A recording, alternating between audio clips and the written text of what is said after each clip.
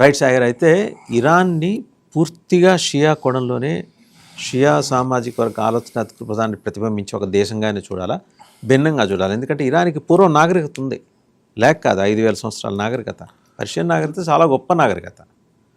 అలాగని ఆ నాగరికతను వీళ్ళేమి డిస్మాంటిల్ కూడా చేయలే, అది ఉండనిచ్చారు. వీళ్ళు మత ఛాందస్వాదాన్ని ప్యారలల్గా పెంచుకుంటే వెళ్ళారు. అసలు ఎలా చూడాలి దీన్ని? సో బేసికల్లీ మనం ఒకసారి back to basics or roots అని అంటే కనుక, ఇప్పుడు మనం ఇరాన్ గురించి మనం మాట్లాడుతున్నాం. ఇరాన్ అందరూ ఏం చెప్తున్నారంటే ఖమెనీ అనే వ్యక్తి ఉంటాడు, ఆ ఖమెనీ అనే వ్యక్తి తమ మత గురువులాగా భావిస్తారు. సో ఆయతుల్లా కాబట్టి ఆయన ఇరాన్ ఏదైతే ఆ సుప్రీం లీడర్ ఉన్నాడో అతన్ని చంపడం మీద షియాలు నిరసనలు తెలుపుతున్నారు భారతదేశంలో అండ్ పాకిస్తాన్లో, చాలా దేశాల్లో. ఈ నిరసనలు మనం కేవలం దీన్ని ఎలా చూస్తున్నామంటే ఇరాన్ ఇష్యూని షియా ముస్లిం ఇష్యూగా చూస్తున్నాం, రైట్? షియా ముస్లింకే పరిమితం కావాల్సిన అవసరం లేదు, అది కరెక్టే. షియా ముస్లింలకు సంబంధించినటువంటి వాళ్ళ జనాభా ఎక్కువ ఉంటుంది, అదంతా ఫైన్. బట్ దానికంటే కొంచెం వెనకాలకు వెళ్ళాలి. దానికి భారతదేశానికి సాంస్కృతికమైనటువంటి లింకులు ఉన్నాయి, దాన్ని మనం అర్థం చేసుకోవాలి. సో ఏన్షియంట్ సివిలైజేషన్ అది, మీరు అన్నాక అన్నట్టుగా. నిజానికి ఇరాన్కి సంబంధించి జొరాస్ట్రియనిజం అంటారు. జొరాస్ట్రియన్ అనే మాట ఎలా వచ్చింది అని అంటే, జరాతుస్త్రా అనేటువంటి ఒక వ్యక్తి తను ప్రతిపాదించినటువంటి ఒక ఆచారాన్ని బేస్ చేసుకుని ఒక మతం స్థాపించబడింది. అది జొరాస్ట్రియన్ మతంగా మారింది. ఆ జొరాస్ట్రియన్ మతము ఈ పర్టికులర్ ఇరాన్ ఏరియాలో ఉండేది. సో దాన్ని ఆ పర్టికులర్ రాజులు వాళ్ళందరూ పరిపాలిస్తూ వచ్చేవాళ్ళు. వాళ్ళ ఆరాధన కూడా మన వైదిక సంస్కృతికి లింక్ అయి ఉంటుంది భారతదేశానికి సంబంధించి. ముఖ్యంగా వాళ్ళు మిత్ర అనేది మనం వాడతాం జనరల్ గానే, మన కొన్ని పదాలు కూడా ఉన్నాయి. సో కొన్ని పదాలు కూడా ఉంటాయి, సంస్కృత పదాలు అండ్ జొరాస్ట్రియన్ భాషకు సంబంధించిన పదాల్లో మిత్ర అని అంటాము, వాళ్ళు మిత్ర అని అంటారు. సో అదేంటంటే సూర్యుడికి సంబంధించినటువంటి పాట. ఇప్పుడు మన వైదిక సంస్కృతిలో కూడా సూర్యుడిని మిత్రుడు అని అంటారు. సూర్యుడిని అగ్నిని రెండింటిని ఆరాధిస్తారు. ఇంకోటి ఏంటంటే సోమ అంటారు. సోమ అనేది మనం అంటాము, వాళ్ళు హోమ అంటారు. అదేంటంటే అది ఒక సీక్రెట్ రిచువల్ డ్రింక్ అని అర్థం. ఓకే.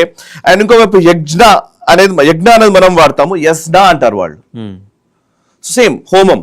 ఓకే. ఇట్లా చాలా పదాలు ఉన్నాయి సంస్కృతానికి జొరాస్ట్రియన్కి. బట్ ఆ జొరాస్ట్రియన్ ఏమైందంటే ఇది 1500 BCE ఆ టైంలో, అంటే కామన్ ఎరాకి 1500 సంవత్సరాలకు పూర్వము ఆ టైంలో ఈ జొరాస్ట్రియన్ మతం ఇరాన్లో ఉండేది. యాక్చువల్లీ ఇరాన్ అనే మాట కూడా ఆర్యన్ నుంచి వచ్చిందని కూడా మాట అంటారు. ఆర్యన్ అనే పదమే ఇరాన్ గా మారిందని కూడా అంటారు. ఆర్యన్ అంటే శ్రేష్ఠుడు అని అర్థం. ఇప్పుడు మన భారతదేశంలో ఒక రాంగ్ నోషన్ ని క్రియేట్ చేశారు, ఆర్యన్ ఇన్వేజన్ థియరీ అని. ఆర్యులు ఎక్కడి నుంచో వచ్చి దండయాత్ర చేశారు, మన ద్రవిడుల మీద దాడి చేశారు, ఆర్యకులకి ద్రవిడుకి యుద్ధం అని. అంత సీన్ లేదు, అదంతా రాంగ్ అని. రొమిల్లా థాపర్ అదంతా తప్పు అని ప్రూవ్ అయిపోయింది. శ్రీకాంత్ అళగిరి లాంటి వాళ్ళు, చాలా గొప్ప గొప్ప మంది ఆర్కియాలజిస్టులు, వాళ్ళందరూ దాన్ని పూర్తిగా డిస్మాంటిల్ చేశారు. అసలు ఆర్యన్ ఇన్వేషన్ థియరీ లేదని. నిజానికి చెప్పాలంటే భారత్ నుంచి అవుట్ ఆఫ్ ఇండియా థియరీ ఉంది, భారత్ నుంచి బయట దేశాలకు వెళ్ళిన థియరీ ఉంది, కానీ అక్కడ నుంచి వచ్చి ఇక్కడ దాడి చేశారనేది తప్పు అని చెప్పారు.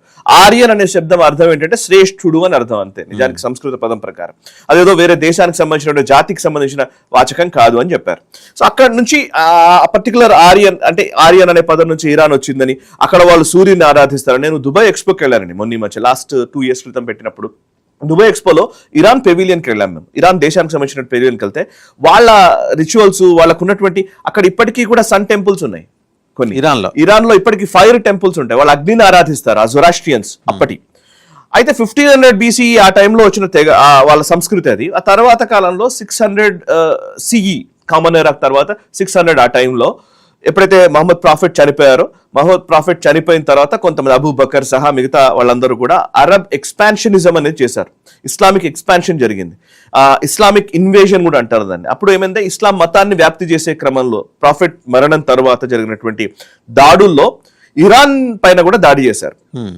ఇరాన్ పైన దాడి చేసినప్పుడు సెసేన్షియన్ అని అంటారు ఆ కింగ్డమ్ పేరు, దానిపైన దాడి చేయడంతో అప్పుడు అక్కడ నుంచి జొరాస్ట్రియన్స్ చాలా మంది 700 BCE ఆ టైం నుంచి మైగ్రేట్ అవ్వడం మొదలు పెట్టారు.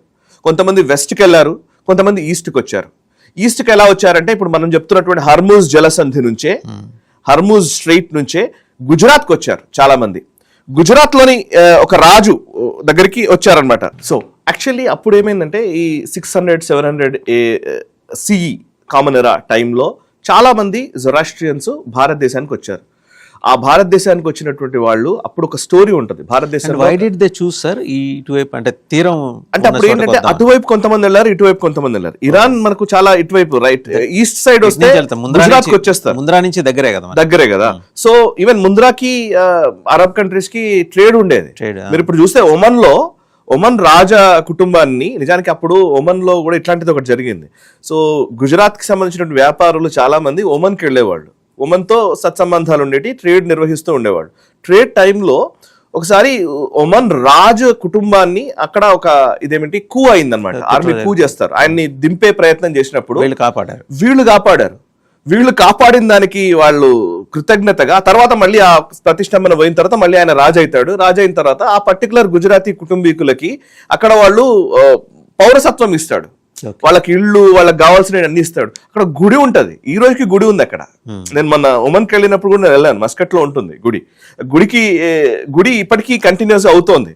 అండ్ అక్కడ చాలా మందికి నిజానికి ఆ అరబ్ దేశాల్లో ఈజీగా పౌరసత్వం రాదు ఎవరికి. ఎవరైనా పోయి అక్కడ ఉన్నా గానీ, ఎన్ని సంవత్సరాలు ఉన్నా కానీ పౌరసత్వం ఇవ్వరు వాళ్ళు, సిటిజన్షిప్ అనేది ఉండదు, సిటిజన్షిప్ ఇవ్వడం అనేది ఉండదు. అట్లాంటిది బయట దేశాల నుంచి వచ్చిన వాళ్ళకి సిటిజన్షిప్ ఇవ్వడము ఫస్ట్ మొదటి దశలో ఉన్నటువంటి వాళ్ళు ఇప్పటికీ ఉన్నారు అక్కడ. వాళ్ళ సముదాయాలు ఉంటాయి, వ్యాపార సముదాయాలు అవన్నీ ఉంటాయి. అట్లాగే సేమ్ ఇప్పుడు ఈ ఇరాన్ కి గుజరాతీలకి మధ్య ఒక వ్యాపార దృక్పథం ఉండేది. బట్ ఇరాన్ మీద ఇస్లామిక్ దండయాత్ర జరిగినప్పుడు జొరాస్ట్రియన్స్ చాలా మంది భారత్కి వచ్చారు, గుజరాత్కి వచ్చి ఇక్కడ వాళ్ళు ఉన్నప్పుడు అక్కడ ఒక రాజా ఉంటాడు, రాజా రాణా అని అంటారు ఆయన ఏం చేశాడంటే అడిగాడు అన్నమాట. ఆయన ఒక స్టోరీ కూడా బాగా పాపులర్ స్టోరీ. అది ఏమంటారంటే, ఆల్రెడీ ఒక కప్పులో పాలు పోసి, ఆ పాలు పూర్తిగా కప్పు నిండా పాలు పోసి ఉంచారు. సో భారతదేశం ఇలాగే ఉంది, మా రాజ్యంలో ప్లేస్ లేదు, మేము ఆల్రెడీ పాపులేషన్ చాలా ఎక్కువ ఉంది, మా దగ్గర జనాభా ఎక్కువ ఉంది, సో మీరు ఎక్కడ ఫిట్ అవుతారు దీంట్లో అని అడుగుతాడు. అడిగితే పార్సీలు ఇచ్చే సమాధానం ఏంటంటే, పక్కనున్న పంచదార తీసుకొని పంచదార దాంట్లో వేసి, ఈ పంచదారలా కరిగిపోతాం, మీ పాలలో కలిసిపోతాం అన్నారు. ఇది స్టోరీ, పార్సీల స్టోరీ. సో పార్సీలు అక్కడ నుంచి వచ్చి ఇక్కడ సెటిల్ అయిపోయి వాళ్ళు మన భారతీయ సమాజంలో మమేకమైపోయి కలిసిపోయారు. అండ్ స్వాతంత్ర పోరాటంలో కూడా ఉన్నారు కదా. మీరు పేర్లు తీసుకుంటే అసలు చాలా ఇంపార్టెంట్, భారతదేశపు గ్రోత్ స్టోరీలో కీలకమైనటువంటి టాటాస్, జంషెడ్ టాటా అక్కడ నుంచి వచ్చిన వాళ్ళే, రతన్ టాటా పూర్వీకులు వాళ్ళందరూ కూడా జొరాస్ట్రియన్సే వాళ్ళు. అండ్ మనం మాట్లాడుకుంటే ఈ భారతదేశానికి అద్భుతమైనటువంటి విజయాలు అందించినటువంటి వ్యక్తి, భారతదేశానికి ఇప్పటికీ ఇండియన్ ఆర్మ్డ్ ఫోర్సెస్ కి ఇద్దరే ఫీల్డ్ మార్షల్స్ ఉన్నారు, జనరల్ కరియప్ప ఒకరు, జనరల్ మానిక్ షా ఒకరు. మానిక్ షా జొరాస్ట్రియన్, వాళ్ళ పూర్వీకులంతా కూడా ఇరాన్ నుంచి వచ్చిన వాళ్ళే. అండ్ సినిమాలో అయితే బొమ్మన్ ఇరానీ, స్మృతి ఇరానీ, ఇట్లాంటి వాళ్ళందరూ ఉన్నారు. సో ఇరానీస్ చాలా మంది ఇక్కడికి వచ్చారు. సో వాళ్ళందరూ పార్సీలు ఈ దేశంలో, అంటే ఆ రోజుల్లో 5,000 నుంచి 10,000 మంది మైగ్రేట్ అయ్యారంట. సో వాళ్ళ కంటిన్యూ అవుతుంది, వాళ్ళ పరంపర కంటిన్యూ అవుతుంది. ఇవాళ 50,000 మంది, 1,00,000 మంది ఉంటారు కావచ్చు, నాకు తెలిసి తక్కువే ఉంటారు, డినామినేషన్ చాలా తక్కువే ఉంటారు. బట్ వాళ్ళు ఈ దేశంలో, ఈ దేశపు ఎదుగుదలలో, ఈ గ్రోత్ స్టోరీలో భాగమైపోయారు. అండ్ ఏ రోజు కూడా మీరు అబ్జర్వ్ చేస్తే దెర్ ఇస్ నో, వాళ్ళ నుంచి డిస్ప్యూట్స్ ఉండవు, ఎప్పుడు ఉండదు. మీరు అబ్జర్వ్ చేస్తే ఏ డిస్ప్యూట్ కనిపించదు. బట్ ఇప్పుడు మనం మాట్లాడుతున్నది ఏంటి, ఓన్లీ కేవలం షియా గురించి మాట్లాడుతున్నాం. బట్ మరి ఆ పారసీల గురించి కూడా మాట్లాడాలి కదా, వాళ్ళకి జరిగిన అన్యాయం గురించి కూడా. అందుకోసం మనం ఈ స్టోరీ పిక్ చేసింది యాక్చువల్లీ. సో మన నిజంగా అక్కడ నుంచి వచ్చినటువంటి వాళ్ళ విషయంలో కూడా మన ప్రస్తావన ఉండాలి కదా.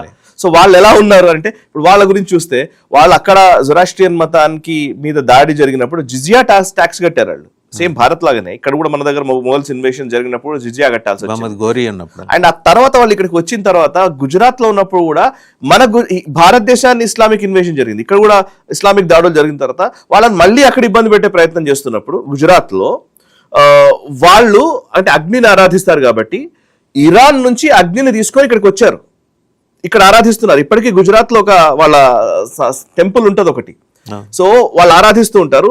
ఈ ఇస్లామిక్ దాడులు జరిగిన తర్వాత ఆ అగ్నిని బయటకు తీసుకెళ్లి తిప్పి సంవత్సరాల తరబడి అక్కడ ఇక్కడ ఉండి ఆ అగ్నిని కాపాడుతూ వచ్చారు. ఇప్పుడు ఆ అగ్ని ఈ రోజు కూడా గుజరాత్ లో ఉంది.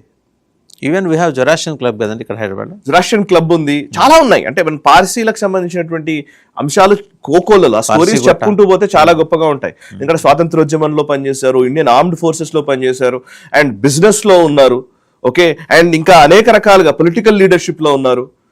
సో వాళ్ళెవరు కూడా అంటే మేము సపరేట్, మాది వేరే దేశమనో, మాకు వేరే సంబంధం లేదనో, లేకపోతే ఇంకో దేశపు ఇంట్రెస్ట్లని కాపాడాలనో ఆలోచించరు. వాళ్ళు భారతీయులుగానే బిహేవ్ చేస్తారు. ఇందాక చెప్పినట్టుగా పాలల్లో పంచదార లాగా కలిసిపోయినటువంటి సంస్కృతి జొరాస్ట్రియన్ సంస్కృతి. డెఫినెట్లీ వాళ్ళందరికీ ఇక్కడ ఈ భారతదేశ గ్రోత్ స్టోరీలో ఉన్నటువంటి వాళ్ళ గురించి ప్రస్తావన చేయాలి. మనం షియా సున్నీ గురించి మాట్లాడుతున్నాం కానీ రైట్ కరెక్టే, షియా సున్నీ గొడవ ఒకవైపు అదంతా ఉంది, దాన్ని కూడా మనం యాక్సెప్ట్ చేయాల్సింది. ఈవెన్ షియాలు కూడా అలాగే ఉంటారు. ఇక్కడ ఉన్నటువంటి ముస్లిమ్స్ చాలా మంది భారతదేశం గ్రోత్ స్టోరీలో ఇన్వాల్వ్ అయిన వాళ్ళు, అదంతా అసోసియేట్స్ ఉన్నారు. బట్ నా దృష్టి ఏంటంటే, నేను చెప్పాలనుకున్నది ఏంటంటే, మనం ఇతర దేశాలని దేశాల కోణంలోనే చూడాలా లేదా మతాల కోణంలో చూడాలనేది క్లారిటీ రావాలి. ఓకే, సో మతాల కోణంలో చూడాలంటే నిజంగానే ఆ దేశాల్లో ఉన్నటువంటి మతాన్ని బేస్ చేసుకునే మనం ఈ దేశంలో ఆలోచించాలి అని అంటే, ఆ దేశాలు ఆల్రెడీ మతాన్ని కలిగి ఉన్నాయి, అక్కడ మెజారిటేరియనిజం ఉంది, అక్కడ నిజానికి ఆ ఇస్లామిక్ దేశాలుగానే అవి పరిగణించబడుతున్నాయి లిటరల్లీ. ఇప్పుడు మనం ఫర్ ఎగ్జాంపుల్ చూడండి, బంగ్లాదేశ్లో ఉన్నటువంటి హిందువుల గురించి మాట్లాడామనుకోండి. బంగ్లాదేశ్లో హిందువుల గురించి మాట్లాడితే భారత ప్రభుత్వపు స్టాండ్ జియోగ్రఫికల్ లైన్స్ లోనే చూస్తుంది. నిజానికి అది చేరకూడదు, సివిలైజేషనల్ స్టాండ్ లో చూడాలి. ఎందుకంటే అక్కడ మైనారిటీస్ గా ఉన్నారు వాళ్ళు. సివిలైజేషనల్ స్టాండ్ లో మనం చూడం, బట్ ఇక్కడేమో సివిలైజేషనల్ స్టాండ్స్ లో చూస్తున్నాం. రెండింటికి డిఫరెన్స్ ఉంది. సో అయితే సివిలైజేషన్ స్టాండ్స్ లో చూస్తారా, లేదంటే భౌగోళికమైనటువంటి ఎగ్జాక్ట్లీ అది చాలా ఇంపార్టెంట్ ఆస్పెక్ట్. అందుకే నేను ఇప్పుడు టచ్ చేసింది కూడా అదే. ఇది మనం భౌగోళిక కోణంలోనే చూడాలా, లేకపోతే నిజంగా సివిలైజేషనల్ ఆస్పెక్ట్స్ లో చూడాలా అనే దృక్పథంలోకి భారత ప్రభుత్వం వెళ్లాల్సిన సందర్భం ఇది. ఎలాగో ఇప్పుడు రాస్తున్నారు కదా, నేషనల్ ఎడ్యుకేషన్ పాలసీ రాస్తున్నారు, దాంట్లో ఇవన్నీ చర్చ జరగాలి. లేకపోతే మనము ఎడారి దొంగల గురించి వాళ్ళని చక్రవర్తులుగా కీర్తిస్తూ వచ్చిన పాఠాలు చదువుకున్నాం, మారాలి. ఇప్పుడు ఇక్కడ జరగాల్సింది ఏంటంటే అండి, అంటే మీరు ఎనీథింగ్ ఇస్లాం మతాన్ని ఆచరించేటువంటి వ్యక్తులు చాలా మంది కొంత గొప్ప గొప్ప మనుషులు ఉన్నారు, దాంట్లో డౌటే లేదు. సమస్య ఎక్కడ వస్తుందంటే, ఇది పొలిటికల్ గా దీన్ని మార్చడంలో సమస్య వస్తుంది. ఎవరు కాదంటారండి? ఇప్పుడు ఖాన్ అబ్దుల్ గఫార్ ఖాన్, ఫ్రాంటియర్ గాంధీ అంటాం, భారతరత్న ఇచ్చుకున్నాం, ఆయన కాదంటాం. అబ్దుల్ కలాం కాదంటావా? ఎగ్జాక్ట్లీ, చాలా మంది ఉన్నారు అట్లా. షోయబుల్లా ఖాన్ కాదంటావా? చాలా మంది ఉన్నారు. But invaders are different from Islamic religion. అది రెండిటికి తేడా అని స్పష్టంగా చెప్పగలం. ప్రాఫెట్ ని లేదా మహమ్మద్ కి సంబంధించినటువంటి దాన్ని మనం తీసుకోవడం వేరు. బట్ సమస్య ఏమవుతుంటే పొలిటికల్ అంశాలను బేస్ చేసుకుని ఫర్ ఎగ్జాంపుల్ ఎగ్జాక్ట్లీ పొలిటికల్ గా మార్చడం వలన ఈ సమస్య అంతా వస్తుంది. దా పొలిటికల్ లెన్స్ నుంచి మనం బయటకు రావాలి. ఇరాన్ లో జరిగిన దాడి, ఇరాన్ కి ఇజ్రాయెల్ కి అమెరికాకి ఉన్నటువంటి ఒక భౌగోళిక ఆయిల్ ట్రేడ్ వాళ్ళకి సంబంధించిన డిప్లొమాటిక్ లెవెల్స్ లో జరిగిన దాడి, దాన్ని మత కోణంలో మనం ఇక్కడ మనం భావన బిజినెస్ వ్యవహారం అండి. ఎగ్జాక్ట్లీ, ఇక్కడ మనం అది కష్టపడాల్సి వస్తుంది. సో మనం భారతదేశపు కోణంలో మనం ఆలోచించాలి అని నా పాయింట్. రైట్ రైట్ సాయి గారు.